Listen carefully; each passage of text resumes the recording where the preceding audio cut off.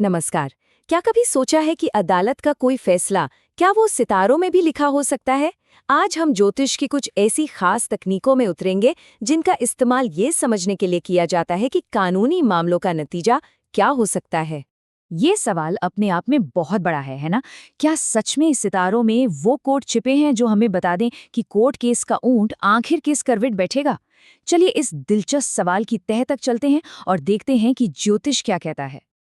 अच्छा, इस सवाल का जवाब खोजने के लिए सबसे पहले हमें उन ज्योतिषीय इशारों को समझना होगा जो किसी कानूनी मामले में सबसे बुरे नतीजे की तरफ, यानी जेल या सजा की तरफ इशारा करते हैं। ज्योतिष में जब भी ऐसी कोई बात आती है तो सबसे पहले नजर जाती है 12वें घर पर। ये घर बहुत बहुत जरूरी है। ये जेल, अस्पताल, मतलब किसी भी तरह के एकांत या अलगाव को दिखाता है। तो जब भी कानूनी मामलों में कैद का सवाल उठता है तो सारी कहानी इसी घर से शुरू होती है। तो ज्योतिष के हिसाब से जेल का योग बनने के लिए 3 बहुत ही सख्त शर्तें हैं जिनका पूरा होना जरूरी है। पहली, 12वें घर का जो कस्पल सबलॉर्ड है, मतलब उस घर का सबसे सूक्ष्म कंट्रोलर, वो राहु ग्रह ही होना चाहिए। दूसरी शर्त, राहु जिस नक्षत्र में है उसका स्वामी वक्री यानी उल्टा न चल रहा हो, सीधा हो। और तीसरी, वही नक्षत्र का स्वामी कुछ खास नंबर दिखाएं, 2, 3, 8 और 12। जब ये तीनों शर्तें एक साथ पूरी होती हैं, सिर्फ तभी जेल का खतरा सबसे मजबूत माना जाता है। चलिए, अब इन नंबरों का मतलब भी समझ लेते हैं, क्योंकि असली राज तो यहीं छिपा है।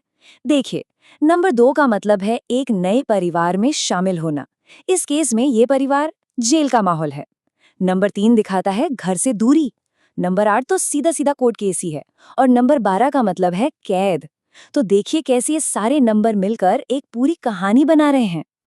तो ये तो हुई प्रॉब्लम की बात। लेकिन ज्योतिष की खूबसूरती ये है कि जहां समस्या है वहीं समाधान भी छिपा है।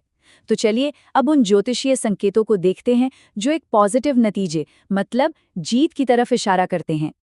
अब देखिए कैसे बस कुछ नंबरों के बदलने से पूरी कहानी ही पलट जाती है। एक तरफ जहां 2, 3, 8 और 12 का कॉम्बिनेशन कैद की तरफ ले जा रहा था, वहीं दूसरी तरफ 2, 6, 11 और 4 का कॉम्बिनेशन आजादी और जीत का दरवाजा खोल देता है। ज्योतिष में ना 2, 6 और 11 का जो कॉम्बिनेशन है उसे जीत का एक यूनिवर्सल फॉर्मूला माना जाता है। तो जब 8वें घर का, जो सीधे सीधे कोर्ट केस से जुड़ा है, उसका मुख्य कंट्रोलर यानी सीएसएल इन नंबरों को दिखाने लगे, तो समझिए कि ये केस में जीत का एक बहुत मजबूत सिग्नल है। और सोचिए, जब इस जीत वाले फॉर्मूले यानी 2, 6, 11 के साथ नंबर 4 भी जुड़ जाए तो ये तो सोने पर सुहागा हो गया। इसका सीधा सा मतलब है घर वापसी, यानी इंसान केस जीतकर रिहा होकर वापस अपने घर लौट आएगा। अच्छा, अब बात करते हैं जमानत की। ज्योतिष ये भी बता सकता है कि जमानत मिलेगी या नहीं, और अगर मिलेगी तो वो कैसी होगी, शर्तों के साथ या बिना शर्तों के। चलिए देखते हैं ये कैसे काम करता है। और सबसे दिलचस्प बात क्या है कि वही 12वां घर जो कैद को दिखा रहा था, उसी घर में जमानत यानी कुछ समय के लिए आजादी की चाबी भी छिपी होती है। बस यहाँ पर नंबरों का खेल पूरी तरह से बदल जाता है। इसको ऐसे समझिए, अगर 12वें घर का कंट्रोलर ग्रह 5 और 11 नंबर दिखाए तो ये एक नॉर्मल बेल का इशारा है। लेकिन अगर इसमें नंबर 8 भी जुड़ गया तो मतलब जमानत तो मिलेगी, पर कुछ शर्तों के साथ, जैसे कि देश छोड़कर नहीं जा सकते या हर हफ्ते पुलिस स्टेशन में हाजिरी देनी होगी। और हाँ, इस पूरी प्रक्रिया में अगर नंबर 12 भी कहीं नजर आता है तो वो जमानत के लिए होने वाले खर्चों को दिखाता है, मतलब जमानत हासिल करने के लिए पैसा खर्च करना पड़ेगा। अब एक बिल्कुल हैरान करने वाली बात, जिन घरों को हम अक्सर मुश्किलों से जोड़कर देखते हैं वो कभी-कभी अचानक से फायदे का जरिया भी बन सकते हैं। चलिए इस पहलू को भी समझते हैं। ज्यादातर लोग 8वें घर को बाधाओं, परेशानियों और मुश्किलों का घर मानते हैं, लेकिन ये हमेशा सच नहीं होता। अगर ग्रह सही स्थिति में हो तो यही घर अचानक से धन और लाभ का दरवाजा भी खोल सकता है। सोचिए, एक ही घर के कितने अलग अलग रूप हैं। यही 8वां घर आपको इंश्योरेंस क्लेम का पैसा दिला सकता है, किसी कानूनी समझौते से बड़ा आर्थिक फायदा करा सकता है, या फिर आपके पार्टनर के जरिए भी आपको धन लाभ का योग बना सकता है। इसका एक बहुत ही खास ज्योतिषीय कनेक्शन है।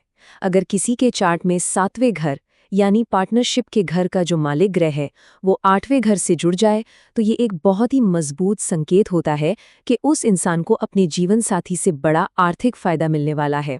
तो अब सवाल ये उठता है कि इन सब चीजों के विश्लेषण के लिए सबसे अच्छा ज्योतिषीय टूल कौन सा है, खासकर तब जब मामला इतना नाजुक हो, जैसे कि एक चलता हुआ कोर्ट केस। इसके लिए सबसे सटीक तरीका है हुर्रारी ज्योतिष, जिसे हम प्रश्न ज्योतिष भी कहते हैं।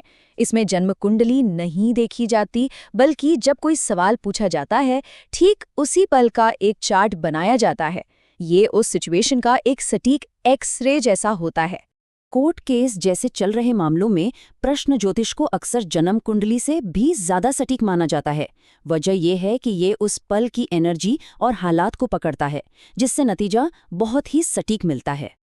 और आखिर में एक सवाल छोड़ जाते हैं, अगर सितारे किसी कानूनी मामले के उतार चढ़ाव का इतना सटीक नक्शा बना सकते हैं तो जरा सोचिए जीवन के और कितने उलझे हुए रास्ते होंगे जिन्हें समझने में ये हमारी मदद कर सकते हैं।